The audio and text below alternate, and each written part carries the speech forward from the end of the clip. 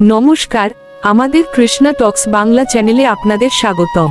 আজকের ভাবনা, জানি রে এ জীবনে সুখী হবার নয়। কখনো কখনো মনে হয় জীবনে এত চেষ্টা সত্ত্বেও কেন শান্তি স্থায়ী হয় না। আমরা বাইরে সুখ খুঁজি, কিন্তু তা বারবার হাত ফসকে যায়। কারণ এই জগৎ পরিবর্তনশীল, এখানে কোনো কিছুই স্থায়ী নয়। এই উপলব্ধিই আমাদের মুক্তির পথে চালিত করে। যখন আমরা বুঝি দুঃখ সুখ সবই ক্ষণস্থায়ী, তখনই আমরা সেই শাশ্বত শান্তির উৎসকে খুঁজতে শুরু করি।